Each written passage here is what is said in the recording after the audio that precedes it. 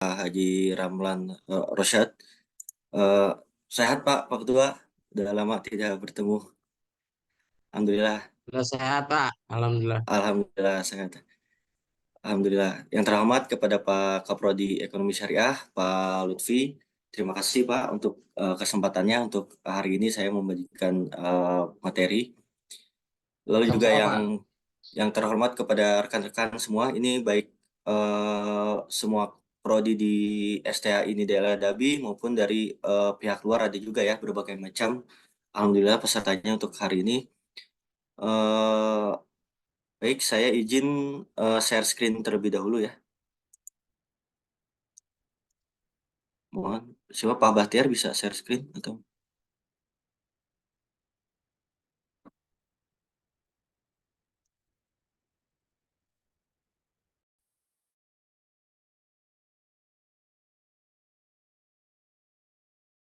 Pas sudah saya jadikan co-host ya Pak ya? Oke, baik, terima kasih. Kita-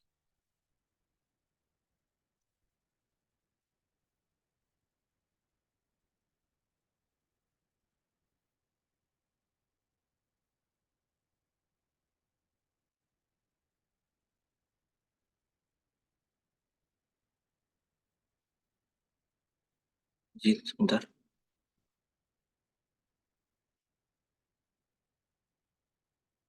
Oke, sudah terlihat semuanya rekan-rekan? Mohon maaf. Sudah Pak, jelas. Oke, jelas. Oke, baik. Nah, untuk tema hari ini merupakan tema kedua ya dari rangkaian kita di program ekonomi syariah. Yang kemarin dengan Pak Medi itu kalau nggak salah tentang saku aman ya, itu tentang financial planning. Nah, kemarin saya sempat mengikuti juga dari Pak Medi itu membahas salah satunya juga tentang investasi. Nah, mungkin untuk sore ini saya akan coba eh, memperjelaskan lebih detail lagi tentang apa sih investasi itu. Nah, kebetulan kan di sini rata-rata generasi Z ya, walaupun ada juga sebagian yang sudah di apa sebelum generasi Z, tapi ini materi ini bisa untuk semua generasi karena yang namanya investasi itu tidak untuk generasi muda aja, tapi untuk generasi yang tua juga bisa untuk berinvestasi. Nah, jadi semua kalangan bisa untuk berinvestasi. Oke, ini kita temanya berinvestasi dari remaja. Oke, lanjut. Maaf. Nah, dari caption gambar di sini bisa bisa dilihat ya dari caption gambar. Di gambar sebelah kiri ini gambar tahun 2021. Itu masih muda ya. Kita masih muda, potnya juga kita masih nyiram ya. Ini ada gambar kita sedang menyiram tanaman di pot. Nah, di sebelah kanannya, di gambar sebelah kanan itu eh, tahun 2051, di mana kita masa tua. Nah, di mana masa tua ini kita sudah menikmati hasil dari yang kita tanam di masa muda. Nah, ini mungkin kemarin juga sempat di penjelasan oleh Pak Medi ya tentang financial planning. Nah, gimana sih biar bisa seperti ini? Jadi kita muda, kita nyiram, kita nanam. Nah, di hari tua kita tinggal metik ya. Ini istilahnya ilustrasinya kita tinggal metik hasilnya. Nah, salah satunya jelas harus dengan cara berinvestasi. Nah, ini 5 hal seputar investasi di hari tua ya. Yang pertama, nah kita harus tentukan dulu nih, hari tua kita ini mau seperti apa? Mau mau seperti apa yang kita inginkan di hari tua nanti? Mau kita tinggal berleha-leha kah? Atau kita mau traveling kah di hari tua? Atau kita mau hidup enak juga di hari tua? Nah, jadi kita harus tentukan dulu nih, target kita dari hari tua ini mau seperti apa. Lalu yang kedua, tentukan investasi yang sesuai dengan kebutuhan ya. Jadi kebutuhannya untuk jangka pendek, apakah jangka menengah maupun jangka panjang seperti itu. Lalu untuk yang ketiganya itu pilihan investasi. Nah, pilihan investasi ini bisa berupa tanah, properti, logam, logam mulia maksudnya ya, lalu tabungan pensiun, deposito, saham maupun asuransi. Jadi ada beberapa jenis pilihan investasi untuk hari tua nanti. Nah, lalu yang keempat itu jelas ya, anggaran. Nah, anggaran untuk investasi. Jelas ya, ini anggaran bukan sisa gaji, oke? Jadi kita setiap bulan seperti kemarin kan dijelaskan oleh Pak Medi, berapa persen untuk investasi. Nah, alokasi keuangannya kan kemarin sudah dijelaskan oleh Pak Medi. Nah, jadi ini di sini meneruskan dari Pak Medi. Yang keempat itu anggaran untuk investasi. Jadi bukan sisa gaji ya. Jadi bukan kita terima per bulan, oh ada sisa nih gajinya, baru kita tabungin. Tidak seperti itu. Karena kalau nunggu sisa, pasti yang namanya penghasilan tidak akan ada sisanya. Pasti akan habis-habis terus. Maka itu harus dialokasikan, harus dianggarkan. Nah, yang kelima ini yang paling paling sulit ya kalau menurut saya ya. Disiplin alokasi setiap bulan. Nah, jadi kan kita sudah menganggarkan segala macam, tapi untuk alokasinya, untuk disiplinnya ini kita mungkin kadang bulan ini oke, bulan berikutnya apa lemas lagi seperti itu kan. Jadi ini yang paling paling krusial kalau menurut saya ya, disiplin alokasi. Jadi kalau bisa, kalau misalnya yang punya tabungan, itu per bulannya sudah di auto debit. Nah, jadi kita otomatis dari tabungan kita sudah di auto debit oleh investasi tersebut. Jadi pilihnya yang auto debit kalau bisa. Oke, jadi itu 5 hal seputar di hari tua. Oke, berikutnya. Nah, ini untuk sebentar. Apa sih itu investasi? Nah, bagi yang masih belum tahu atau masih kan taunya investasi nabung gitu ya. Mungkin yang lain cuma taunya oh investasi itu hanya nabung gitu. Nah, cuma nabung itu cuma di bank gitu kan yang taunya kan selama ini kan nabung di bank, kita rutin per bulan. Nah, justru padahal bukan hanya di bank untuk investasi itu. Nah, jadi investasi itu penanaman uang atau modal dalam suatu perusahaan atau proyek untuk tujuan memperoleh keuntungan. Nah, jadi namanya penanaman modal ya.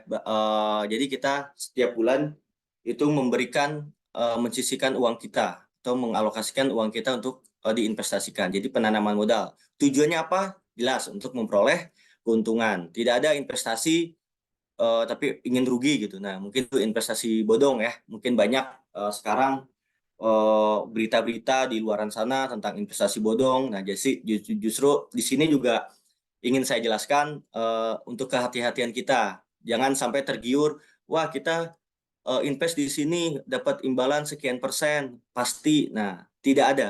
Tidak ada investasi yang pasti. Ya, saya jelasin lagi. Baik untuk generasi Z mungkin ada yang tergiur, banyak yang tergiur masukin uang segini nanti dapat uangnya segini. Nah, ini justru jangan sampai tertipu seperti itu ya karena tidak ada investasi itu yang pasti. Nah, mungkin nanti dijelaskan di slide berikutnya. Nah, investasi ini selalu memperhitungkan pertama yaitu dana. Jelas ya. Nomor satu dana. Kita ada uangnya atau tidak. Jelas. Yang pertama dana, lalu yang kedua itu wadah investasi. Wadah investasi yang tadi saya jelasin bukan hanya di bank ya, tapi bisa melalui reksadana, bisa melalui obligasi juga. Apalagi sekarang pemerintah sudah mengeluarkan ya, obligasi pemerintah itu ada yang namanya SR12, ada yang namanya surat sukuk juga ST12 surat terproteksi maksudnya. Itu juga ada dari pemerintah. Jadi wadah investasi itu bukan hanya di bank ya. Di bank kan kita nabung di bank atau deposito itu tidak hanya itu. Nah, lalu yang ketiga itu tujuannya. Perhitungkan tujuan yang tadi saya bilang di awal. Kalian di gambar yang tadi kan sebelah kiri itu masih muda, kita sebelah kanan itu gambar sudah tua, kita tinggal menanam hasil, memetik hasil. Nah, jadi tujuannya itu kita perjelas dulu. Mau investasi jangka pendek kah, menengah atau jangka panjang. Mungkin kalau di sini generasi Z rata-rata belum menikah ya mungkin ya. Nah, mungkin bisa nih tujuannya untuk menikah setelah lulus. Misalkan sekarang baru semester awal, berarti 4 atau 5 tahun ke depan saya ingin menikah. Nah, bisa nabung dari sekarang, tujuannya seperti itu. Lalu yang keempat itu jangka waktu. Nah, jangka waktunya ada menengah, jangka pendek. Itu jangka pendek itu cuma dari 0 sampai 1 tahun. Itu jangka pendek. Mungkin untuk target untuk ingin membeli sesuatu, beli sepatu atau beli barang tas misalkan untuk yang gadget jangka waktu dalam 1 tahun ke depan, nah mungkin bisa memilih investasi di jangka waktu yang pendek. Lalu untuk menengah itu 1 sampai 5 tahun. Nah, mungkin ini untuk yang tadi saya bilang, untuk generasi Z ini yang ingin menikah, misalkan untuk nabung 5 tahun ke depan, nah bisa dimulai dari untuk memilihnya investasi yang jangka menengah.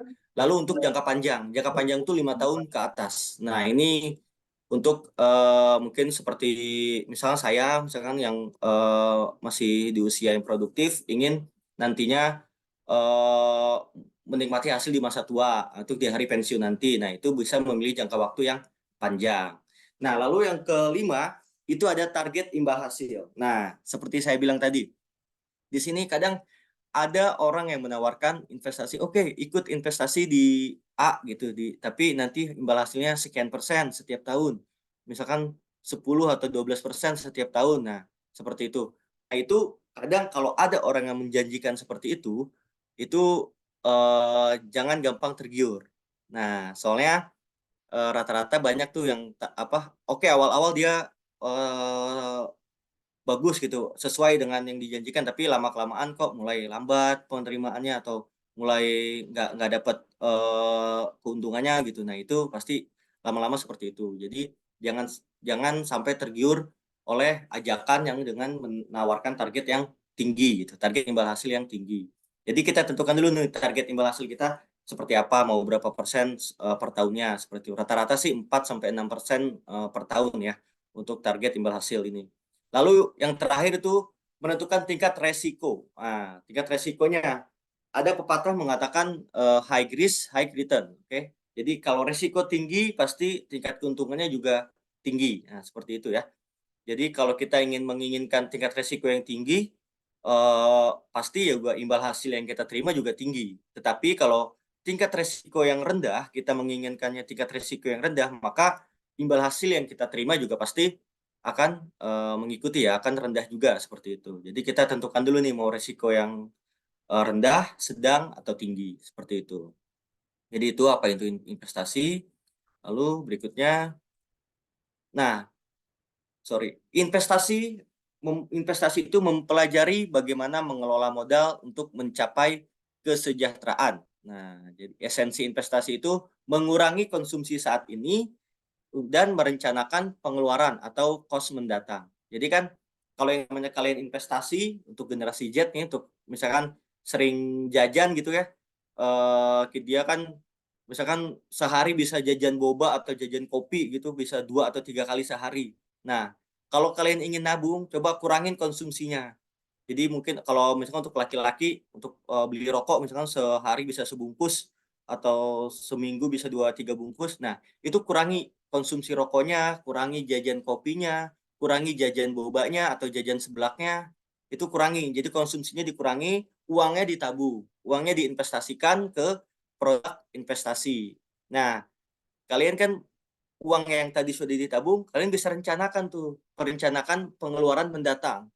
Jadi mungkin, oh saya investasi 1 tahun ingin ganti handphone misalkan atau ingin beli tas atau beli sepatu yang lagi in nih saat ini misalkan. Nah, itu jadi kalian bisa kurangin jajannya, itu uangnya dialihkan ke produk investasi. Nanti 1 tahun ke depan dilihat, wah sudah cukup nih uangnya, bisa digunakan untuk membeli barang yang kalian inginkan. Misalnya seperti itu. Jadi esensi investasi itu mengurangi konsumsi saat ini untuk merencanakan pengeluaran atau kos mendatang. Oke. Oke, ini 5 manfaat dalam melakukan investasi. Nah, yang pertama jelas, 5 manfaat itu yang pertama, investasi bisa melawan inflasi. Nah, jelas ya, jadi kan yang namanya inflasi setiap tahun meningkat ya. Inflasi pasti setiap tahun meningkat, harga barang-barang juga meningkat.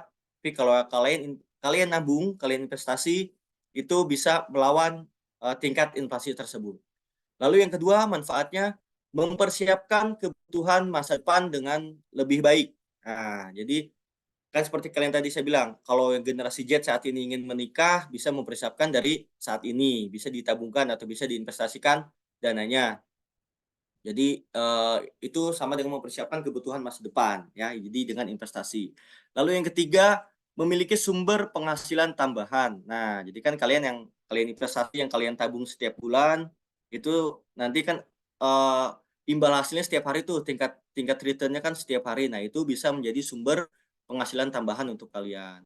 Lalu yang keempat, itu lebih siap menghadapi masa tua. Nah, jadi untuk nanti masa tuanya bisa lebih nyaman, bisa lebih tenang, seperti itu. Lalu yang kelima, mencapai kebebasan finansial atau financial freedom. Nah, seperti sekarang kan sudah banyak kan yang influencer yang bebas finansial, "Ayo ikuti saya bebas finansial." Nah, seperti itu. Nah, itu salah satunya dengan cara investasi. Seperti misalkan ya, gue pengen beli barang nggak tanpa lihat harga. Nah, jadi kan itu sudah kebebasan finansial.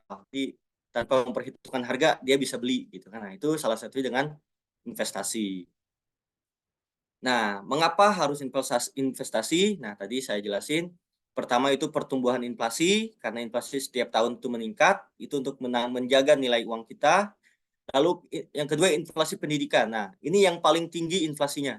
Menurut data, inflasi paling tinggi itu inflasi pendidikan. Karena setiap tahun pasti masuk SD atau masuk SMP, masuk sekolah itu pasti naik. Setiap tahun biaya pendidikan pasti naik karena itu paling tinggi inflasinya. Itu menjaga inflasi pendidikan. Lalu yang ketiga untuk traveling, healing. Nah, kalian kan kalau mau jalan-jalan misalkan ada target tahun depan ingin healing umroh, misalkan seperti itu. Nah, itu bisa uangnya sambil ditabungkan, sambil diinvestasiin di produk investasi. Lalu yang keempat tadi financial freedom ya, kebebasan finansial. Pengen pergi kemana aja, pengen beli barang tanpa lihat harga, seperti itu. Nah, ini financial freedom. Mengapa kita harus berinvestasi? Oke, nah berapa sih yang harus diinvestasikan? Nah, kalau kemarin kan sudah tuh sama Kak Medi ya, alokasi-alokasinya untuk apa, financial financial planning-nya untuk apa aja. Nah, ini berapa sih nominal yang harus kita investasikan? Tergantung kebutuhan. Jadi berapa yang harus diinvestasikan tuh tergantung kebutuhan. Kalau misalkan untuk pertama itu kebutuhan darurat. Nah, untuk yang single dengan menikah, dengan yang ada anak pasti berbeda-beda kebutuhannya ya, kebutuhan daruratnya. Untuk yang single mungkin bisa kebutuhan darurat 50%.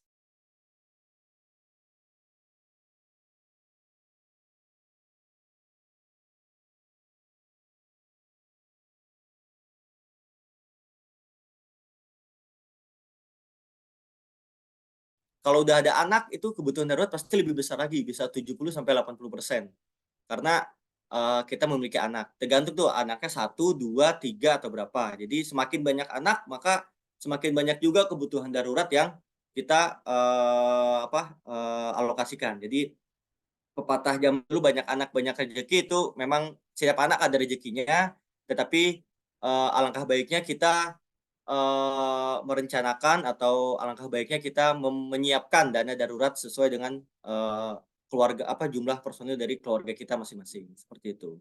Lalu yang kedua itu keperluan rutin. Nah, jadi kan kemarin sudah jelasin tuh sama Kak Medi, alokasi uangnya untuk berapa persen untuk beli barang, beli berapa persen untuk nabung. Nah, mungkin ini jadi sesuai dengan keperluan rutinnya dulu. Jadi keperluan rutin kita dialokasiin dulu tuh. Misalkan kita beli kebutuhan untuk kita make up misalkan kalau perempuan ya, itu kan termasuk rutin ya, pengeluaran rutin. Nah, itu kita keluarin dulu untuk bayar listrik, lalu untuk mungkin kalau ada cicilan kita alihkan dulu untuk cicilan, seperti itu. Nah, kebutuhan rutinnya.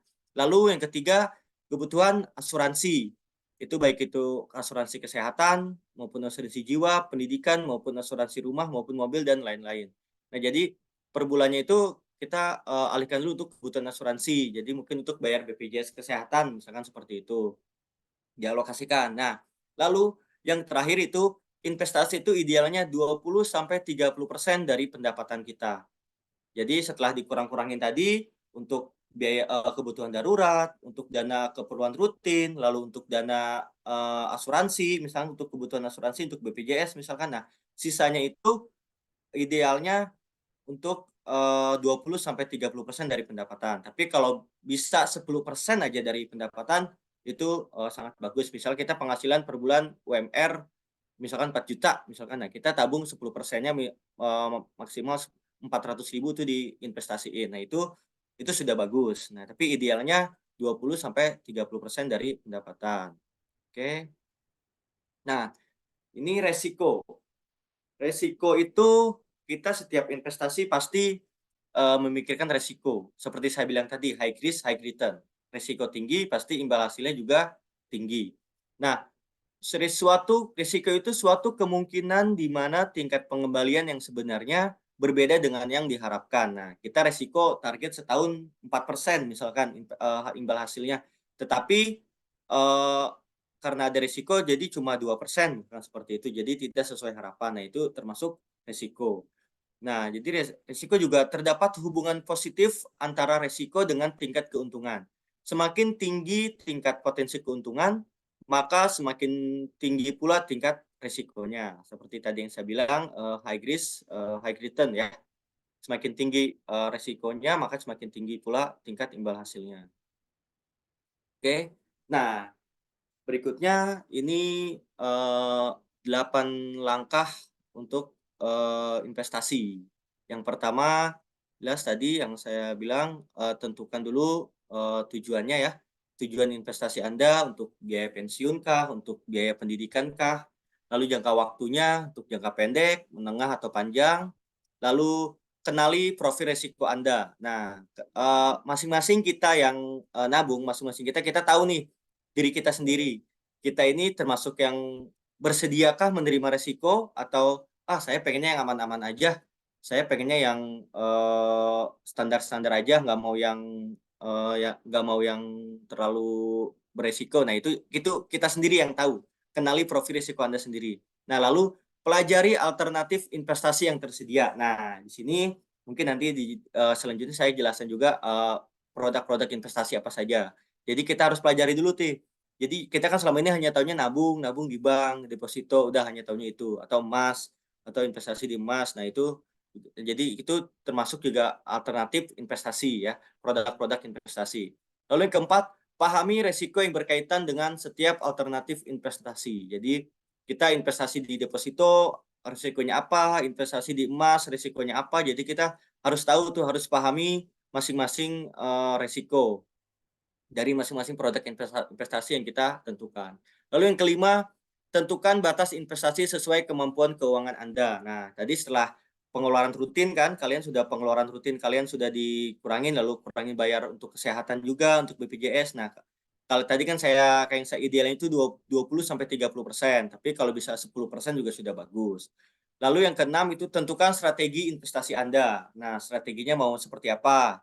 Apakah mau di deposito atau mau di saham atau mau di reksadana itu bisa. Jadi tentukan strategi investasi Anda tergantung dari masing-masing profil resiko yang tadi saya jelasin di atas. Lalu yang ketujuh itu manfaatkan jasa profesional. Nah, kalian bisa manfaatkan jasa profesional nih. Kalau di bank kan pasti ada marketingnya tuh yang bisa ngarahin.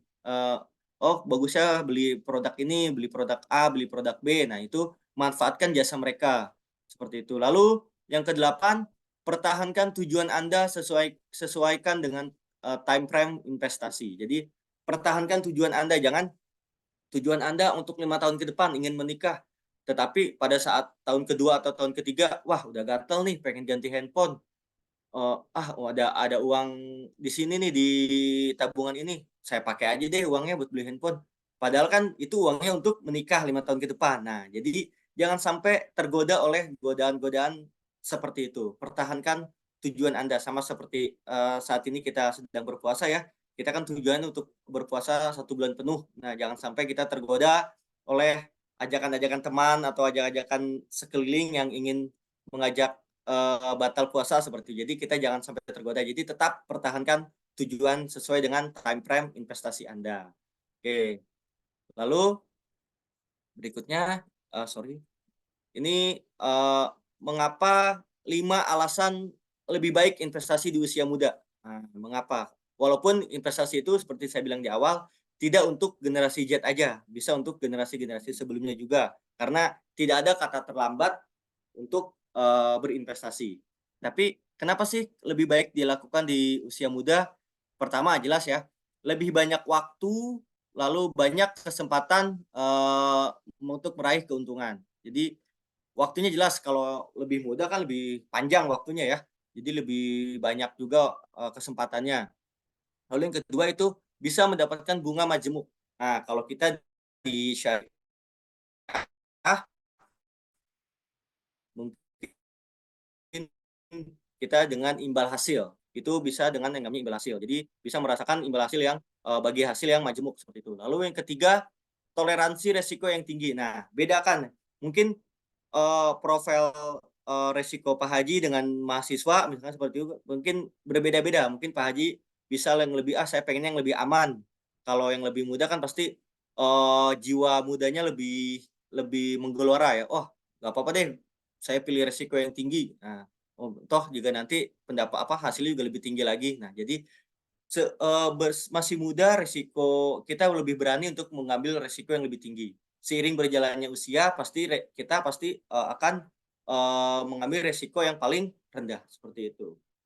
Yang keempat, investasi mampu mengontrol, masa depan. Nah, tadi kan seperti digambar kalau kita rajin investasi di usia muda, nanti di usia tuanya akan memetik hasil, seperti itu.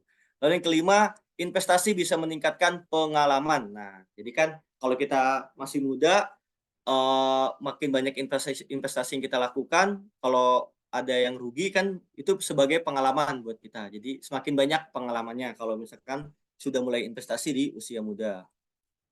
Oke, berikutnya. Nah, ini, eee, time frame-nya ya untuk, eee, financial, planning-nya.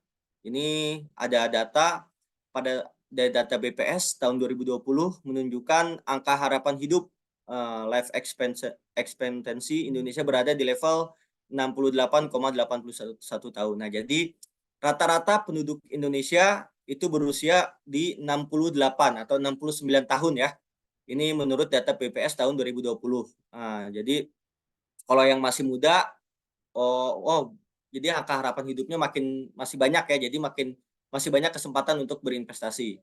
Nah, ini ada cycle-nya, jadi rata-rata di umur 68 itu udah, menurun, sudah, istilahnya meninggal seperti itu ya.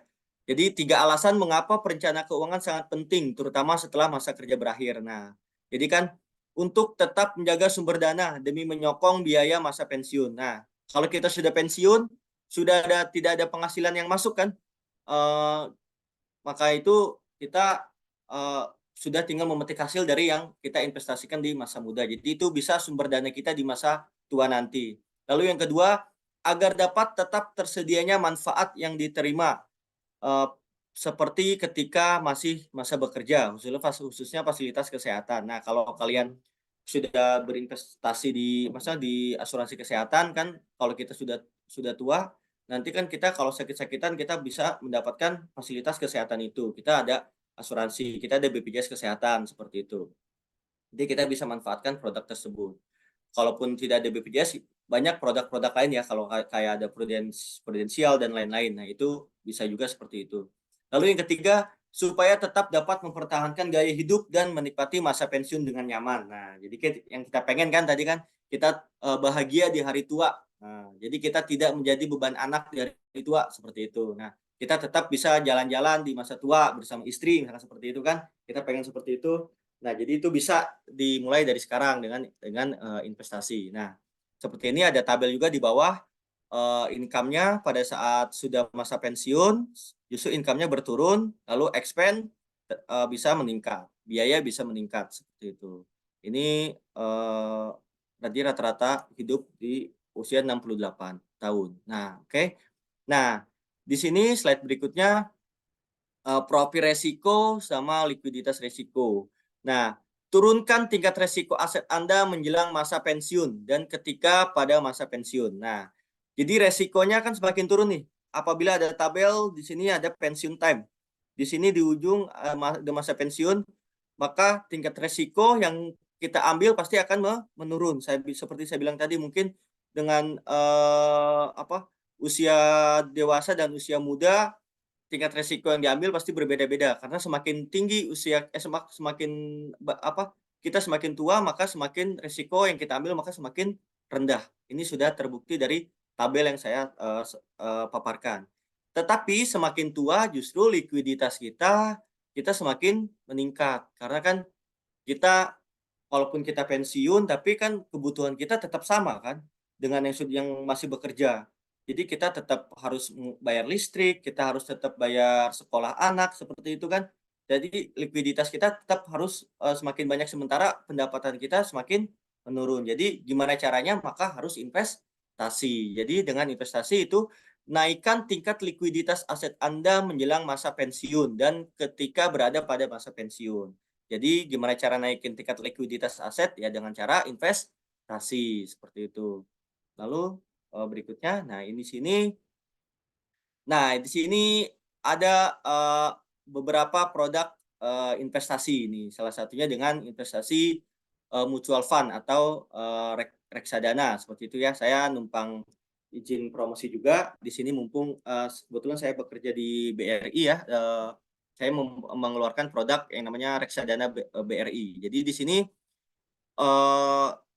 sini ada contoh masyarakat kita sebagai pemodal atau investor ya. Nah, di mana masyarakat ini kita menyerahkan dana. Dana di sini membeli atau yang namanya reksadana. Nah, reksadana ini kita beli reksadana itu ada 3, ada reksadana saham, obligasi, dan ada reksadana pasar uang. Ini masing-masing resikonya tinggi, berbeda-beda. Kalau saham resikonya tinggi, obligasi resiko sedang, pasar uang resiko rendah. Nah, kalau yang belum tahu reksadana itu apa? Reksadana adalah wadah yang dipergunakan untuk menghimpun dana dari masyarakat pemodal untuk selanjutnya diinvestasikan dalam portofolio efek oleh manajer investasi. Nah, sesuai dengan Undang-Undang RI nomor 8 tahun 95, di mana manajer investasi ini kebetulan di tempat saya bekerja itu BRI Manajemen Investasi. Itu mengeluarkan produk reksadana ya, di mana bisa Bapak Ibu miliki juga. Jadi nanti beli reksadana kita mau mengembalikan yang namanya unit penyertaan. Kalau itu kan nanti dapat buku tabungan kalau misalnya kita nabung di bank, tapi kalau reksadana kita mendapatkan unit penyertaan. Nah, di mana unit penyertaan ini keunggulannya ini reksadana itu affordable, di mana masyarakat dapat berinvestasi dengan besaran investasi yang relatif terjangkau. Nah, cocok nih untuk generasi Z, kita bisa mulai dengan Rp10.000 kalau di reksadana. Kalau buat rekening kan misalkan buat rekening itu bisa 500.000 ya kalau nggak salah ya. Kalau buat rekening bank itu kan rata-rata 500.000 untuk buat rekening bank. Tapi di sini di reksadana minimal 10.000 kalian sudah bisa nabung. Tapi jelas ya kalau kalian nabung 10.000 ya sesuai dengan uang yang kalian tabungkan. Jadi makin besar yang ditabung maka semakin besar juga imbal hasil yang diterima, seperti itu. Lalu keunggulan yang kedua itu diversified, yaitu reksadana merupakan sebuah portofolio yang terdiri dari beberapa efek atau terdiversifikasi. Nah, jadi bisa tuh mau sekaligus di tiga-tiganya, di saham, obligasi, dan pasar uang itu juga kita bisa reksadana. Lalu yang ketiga itu accessibility. Jadi melalui berbagai jalur distribusi, reksadana mudah diakses oleh siapa aja. Nah, jadi untuk reksadana kalian datang ke bank juga bisa untuk pengen beli reksadana dong. Nah, itu kalian juga bisa. Nanti mungkin marketingnya akan mengarahkan reksadana mana saja yang dijual di bank tersebut, seperti itu. Atau saat ini online sudah banyak juga untuk melakukan investasi online. Jadi ada beberapa produk, beberapa platform yang sudah mengeluarkan untuk reksadana ini, seperti itu. Nah, di sini ada tabel risk return trade dalam reksadana. Nah, di sini saya bilang tadi kan kalau deposito di sini jelas untuk yang konservatif. Mungkin ini untuk yang cari aman ya, risikonya kecil. Untuk yang risiko kecil di sini ada deposito dan pasar uang, reksadana pasar uang. Risiko kecil, konservatif.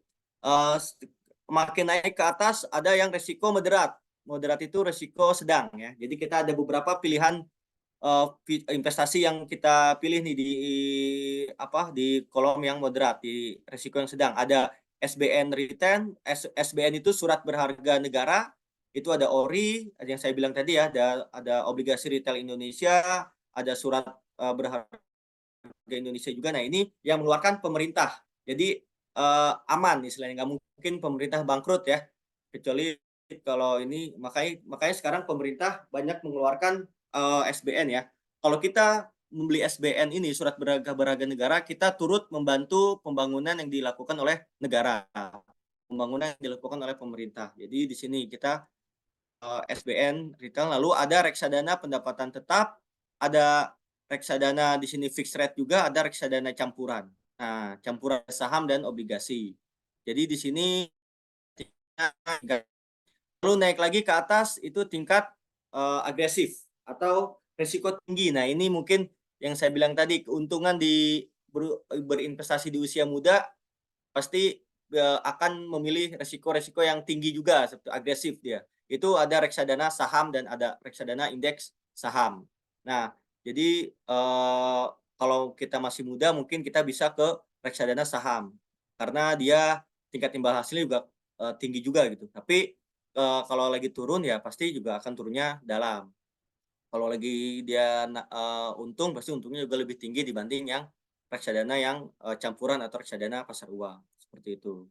Jadi tergantung nih kita mau profil resiko kita seperti apa. Jadi kita harus tahu dulu profil resiko kita, mau yang konservatif, yang resiko kecil, mau yang moderat, resiko sedang, atau mau yang agresif, resiko tinggi, seperti itu.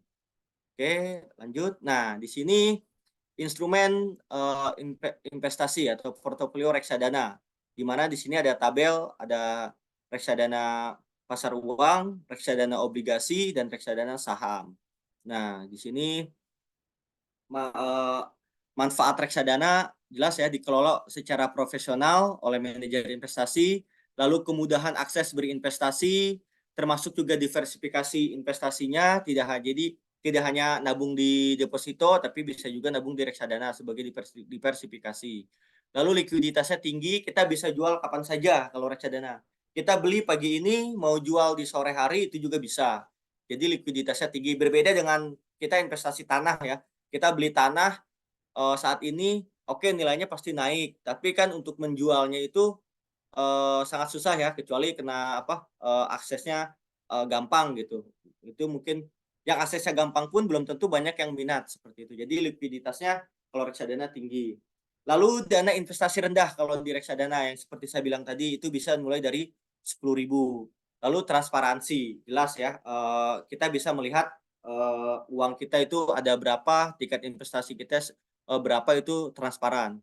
Nah, resiko reksadana itu ada resiko perubahan kondisi ekonomi dan politik. Nah, jadi jelas ya, kondisi geopolitik juga sangat mempengaruhi dari reksadana. Lalu resiko berkurangnya nilai unit penyertaan, lalu resiko likuiditas, dan resiko wan prestasi. Resiko wan prestasi itu misalkan manajer investasi yang kita tabung, yang kita beli itu bangkrut. Nah, itu ada resiko wan prestasi juga. Tapi nanti tetap sama seperti deposito, itu dijaminkan juga kok oleh OJK, seperti itu. Lalu hak-hak yang didapat oleh investor. Nah, yang pertama itu mendapat bukti kepemilikan unit penyertaan, lalu bisa menjual kembali, bisa memperoleh laporan reksadananya, dan bisa memperoleh hak pembagian harta kalau reksadana tersebut dilikuidasi. Seperti itu. Oke, selanjutnya. Nah, ini ada tabel instrumen ya. Tabel instrumen kita kalau kita nabung ini di salah satu produk reksadana BRI. Namanya Brief ya. Reksadana Brief namanya dari BRI MI. Itu kita misalkan di sini jumlah investasi awalnya itu atau di sini saya membuatnya 1 miliar ya. Atau kita nabung atau 1 juta juga bisa, 10.000 juga bisa. Tapi di sini saya buat ilustrasi di 1 miliar. Nah, di sini dalam 1 tahun tingkat dari imbal hasil dari dividen dari reksadana ini sebesar 5,42%. Jadi selama 1 tahun bersih net 5,42%. kalau kita beli deposito itu bisa 6,7, tetapi belum dipotong pajak. Kalau dividen, kalau deposito itu pajaknya 20%. Kalau obligasi pajaknya 10%. Jadi kalau dipotong pajak ini masih di bawah 5% kalau untuk deposito yang kita terima netnya. Tapi kalau untuk bonds, untuk obligasi itu netnya juga hanya sekitar 5%. Tetapi kalau kita membeli reksadana, khususnya untuk reksadana BRI ini, reksadana Brief, itu kita dapat net 5,42% setahun sudah bersih. Itu ilustrasi ya. Kalau kita menanamkan uang 1 miliar, maka kita setahun dapat 54 juta. Jadi tetap tuh kita yang masa tuanya tetap enak ya, mau jalan-jalan kemana aja, mau mau beli apa aja itu bisa seperti itu. Jadi untungnya setahun bisa 54 juta kalau kita menanamkan modal 1 miliar. Jadi returnnya paling tinggi ya dibanding deposito 5,42%. Oke. Oke, nah di sini ada juga produk dari BRI reksadana yang namanya BRI Reksadana Pasar Uang dari BRI MI. Sorry maaf sebelumnya. Oke, dari reksadana BRI MI tujuannya itu reksadana pasar uang dengan tujuan investasi 1 sampai 3 tahun. Nah, tadi untuk tujuan jangka menengah ini bisa 1 sampai 3 tahun membeli reksadana pasar uang. Lalu tujuannya juga untuk sebagai solusi investasi minim resiko dengan hasil yang optimal. Nah, dengan tadi resikonya kecil tapi timbal hasilnya cukup lumayan banyak gitu ya. Dengan profil resiko konservatif. Oke, keunggulannya seperti yang saya jelasin di sini ada beberapa keunggulan. Lalu untuk berikutnya di sini ada beberapa produknya, ada SPU reksadana pasar uang 2 atau reksadana Gamma Step pasar uang. Lalu di sini ada kinerjanya. Kinerjanya 1 bulan untuk produk reksadana Gamma Step bisa mencapai 0,86% untuk dalam 1 bulan. Di atas kompetitornya, di atas kompetitor yang lain cuma 0,32 sampai 0,37%. Lalu di sini komposisi dari reksadananya berapa persen dari pasar uang, berapa persen dari obligasi pemerintah dan obligasi corporate. Nah, di sini tingkat inklusi dan literasi keuangan berdasarkan data dari OJK menurut perbankan ini masih sangat kalau perbankan nasional itu masih sudah tinggi, sudah mencapai 49% literasinya. Tetapi untuk yang syariah tahun 2022 ini masih 9,1%. Jadi berharap dengan saya memberikan materi ini kita semakin meningkat literasi keuangan kita. Jadi semakin meningkat juga nanti tingkat literasi keuangan di negara kita untuk perbankan syariah, untuk produk-produk syariah. Nah, oke, sebagai penutup, di sini ada quote, jangan pernah menjadikan orang tua sebagai dana daruratmu, dan jangan menjadikan anak sebagai investasi masa tuamu. Nah, ini yang untuk grand sandwich ya, mungkin jangan sampai cukup grand sandwich itu cukup sampai kita aja, jangan sampai ke anak cucu kita nanti. Nah, jadi gimana mulainya? Mulai dari sekarang, maka itu kita mulai investasi. Jadi untuk generasi Z, jangan jadikan orang tuamu sebagai dana daruratmu karena kamu sudah ada investasi, dan untuk orang tua juga jangan jadikan anak sebagai investasi masa tuamu. Jadi jangan karena kita juga sudah punya investasi sendiri. Jangan kita karena punya anak semua minta ke anak, itu jangan seperti itu. Jadi cukup generasi sandwich sampai di kita aja, jangan sampai untuk adik-adik kita jangan sampai terkena generasi sandwich. Maka itu salah satunya dengan cara investasi. Oke, terima kasih. Demikian untuk materi yang bisa saya sampaikan. Mungkin untuk selanjutnya kembali ke moderator Pak Bahtiar. Ya, Masya Allah luar biasa ilmu dan pengalaman yang diberikan oleh Kak Ardi. Untuk selanjutnya buat teman-teman yang ingin bertanya seputar investasi, silahkan aja langsung bertanya di sini atau raise hand dulu di Zoom. Nanti saya akan pilih untuk kalian mengajukan pertanyaan ke Kak Ardi langsung.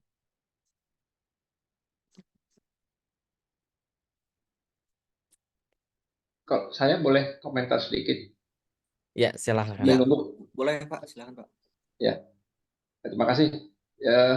Jadi sebenarnya kalau generasi muda itu bisa ngambil resiko lebih tinggi? Apa karena mereka istilahnya relatif usianya lebih panjang, kemungkinan eh, balik lagi itu lebih besar ya kalau misalnya yang umurnya sudah berumur lah, itu memang tidak disarankan untuk resiko lebih tinggi ya Pak Ardi ya.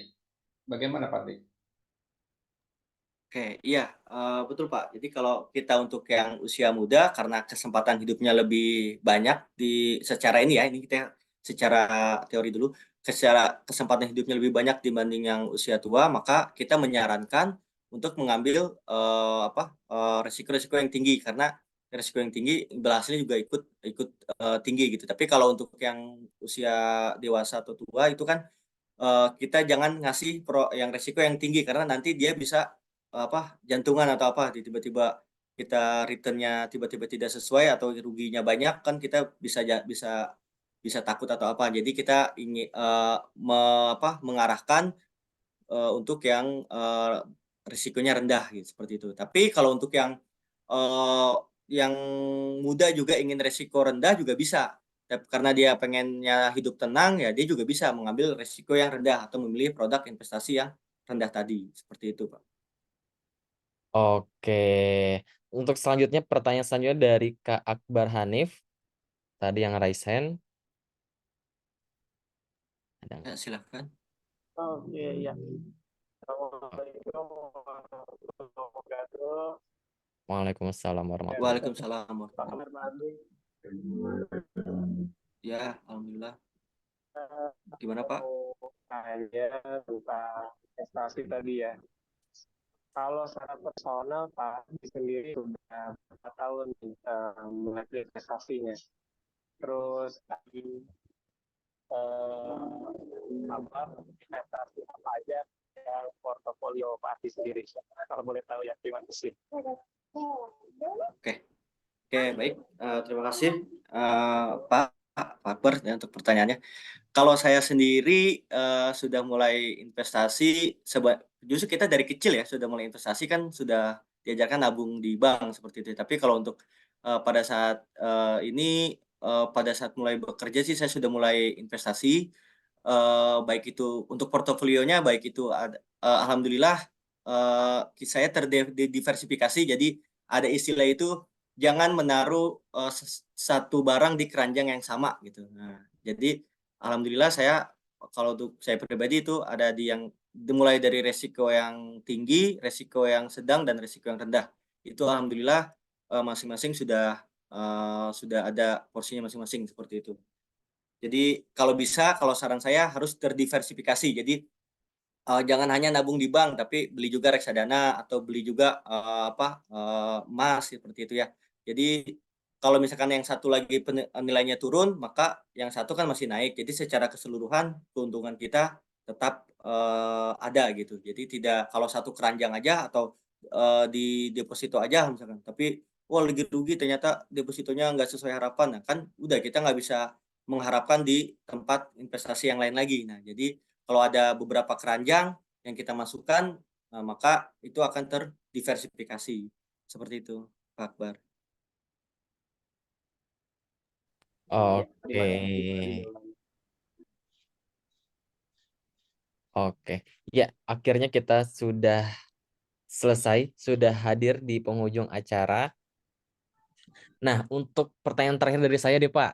Nih untuk saya, Ya, yang ya, gimana? misalkan Gen Z atau anak-anak SMA deh, anak-anak SMA biasanya jajannya sehari. Sekarang kalau saya ngelihat siswa sekarang tuh SMA rata-rata jajannya tuh minimal 20 ribuan nih rata-rata. Nah, dari jajan sehari 20 ribu, Senin sampai Jumat, berarti seminggu 100 ribu. Itu emang bisa investasi nih, Pak? Nah, justru untuk, seperti yang saya bilang tadi kan, untuk masih muda berarti itu makin kesempatannya makin banyak. Nah, kalau untuk anak-anak SMA itu bisa bisa banget, apalagi yang sehari 20 ribu ya, yang saya bilang tadi, makanya kalau yang sering jajan rokok atau jajan boba atau seblak seperti itu, nah itu kurang-kurangin tuh. Misalkan seminggu bisa 2 kali jajan seblak, ya seminggu sekali saja. Jadi kan kalau reksadana itu bisa mulai dari 10 ribu reksadana investasinya. Jadi kalian bisa diinvestasikan kalau dikumpulin kan sehari 20.000, sehari dikumpulin 5.000 aja. Seminggu kan sudah bisa dapat misalnya 20 atau 25.000. Nah, itu bisa kalian belikan reksadana. Seminggu beli reksadana 20.000 atau 30.000, minggu depan beli lagi.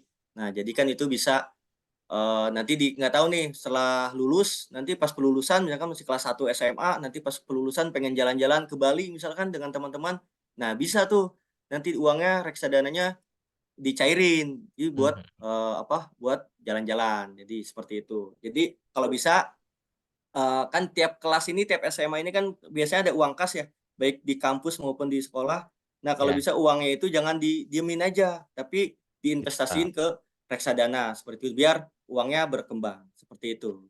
Berarti untuk rekomendasi untuk anak SMA atau Gen Z ini lebih ke reksadana ya Kak ya. Jadi Iya, karena modal iya, di awalnya memang start dari sangat 10.000 itu iya, semua orang saya yakin bisa untuk ke sana dan resikonya juga terbilang rendah gitu ya. rendah. Mungkin Iya, ada betul. pertanyaan lain dari teman-teman di sini?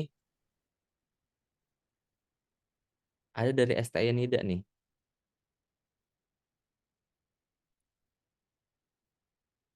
Masih Baik. di-mute sepertinya.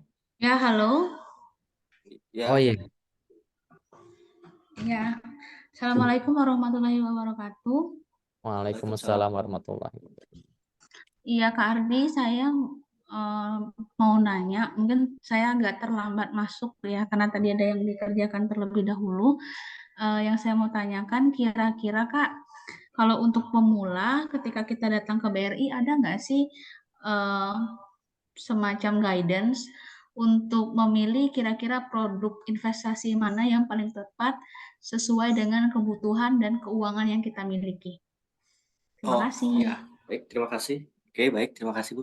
Nah, bisa, Bu, pasti, kalau misalkan kita datang ke bank, itu tidak hanya di BRI aja ya, baik di semua bank, itu kita kalau datang ke kantor banknya, pasti, nanti kita mungkin tanya dulu ke security, maksud kita untuk nabung atau untuk apa, nanti akan diarahkan oleh security, baik itu ke customer service-nya maupun ke, RM-nya atau relation manager atau, namanya marketing. Mungkin nanti pihak customer service di bank tersebut, di kantor cabang tersebut akan menjelaskan produk-produk apa aja, eee, yang bisa, Bapak Ibu, miliki gitu, seperti itu. Pasti sih kalau tidak hanya di BRI tapi di semua bank sih pasti akan diarahkan.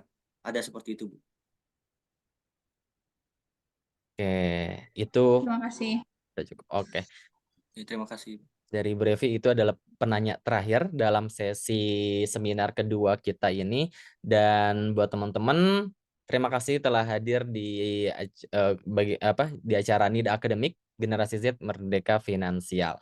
Dan buat teman-teman di sini juga tidak hanya seminar ini menjadi seminar yang terakhir, tapi ada rangkaian seminar lainnya juga yang nanti akan ada pemateri yang tidak kalah menarik, tidak kalah serunya. Yang selanjutnya ada seminar dengan topik berbisnis di usia muda, yaitu dari TDD atau Ibu Siti Rodiah yang merupakan salah satu dosen STI Nida Al-Adabi yang masih muda, dan beliau sudah membuka bisnis yang membuka peluang untuk ibu-ibu dan orang-orang sekitar di kampungnya. Jadi sangat inspiratif sekali, sekaligus bisa memberi motivasi untuk kita semua di besok hari di seminar di tanggal berapa ya? Di tanggal 25 nanti di hari Selasa. Dan sebelum kita menutup acara ini, jangan lupa teman-teman yang ingin mendapat door prize yang menarik, jangan lupa bikin story Instagram dan men-tag akun STI Nida Al-Adabi yang ada di sini nih, atau Nida titik Islamic School, dan buat teman-teman yang terpilih akan mendapatkan door prize yang sangat menarik. Dan STI Nida Al-Adabi juga membuka teman-teman untuk mahasiswa baru, yaitu untuk jurusan ekonomi syariah, hukum ekonomi syariah, pendidikan agama Islam, dan manajemen bisnis syariah. Dan buat teman-teman yang punya rekan-rekan, adik kelas, atau tetangga, atau orang terkasih yang masih di bangku SMA, bisa merekomendasikan kita untuk berlanjut kuliah di STN Ideal Adabi dan bisa belajar lebih lanjut tentang investasi, dunia finansial itu seperti apa, dunia hukum itu seperti apa, atau dunia pendidikan agama Islam itu seperti apa, itu bisa kalian pelajari di Sekolah Tinggi Agama Islam Ideal Adabi. Dan buat teman-teman yang ingin melanjutkan pendidikannya di jenjang S2 atau magister atau pasca sarjana, bisa juga mendaftar di STN Ideal Adabi di jurusan pendidikan agama Islam, karena kami baru membuka pendaftaran untuk mahasiswa S2 di tahun kemarin ini. Jadi masih sangat fresh sekali, semuanya masih sangat fresh, masih semangat-semangatnya dosennya, dan pastinya akan selalu semangat terus. Dan jangan lupa untuk selalu pantau Instagram kita untuk informasi lebih lanjut untuk event-event yang gak kalah menariknya, baik itu selama bulan Ramadan maupun setelah bulan Ramadan. Sebelum kita tutup acara ini, marilah kita membuka kamera kita untuk foto bersama.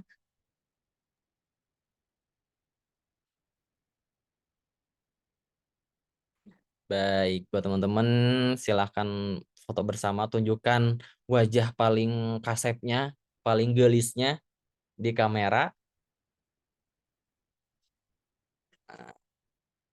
Screenshot ya.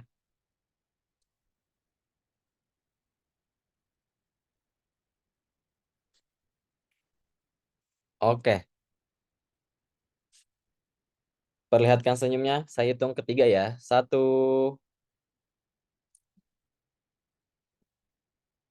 2, 3.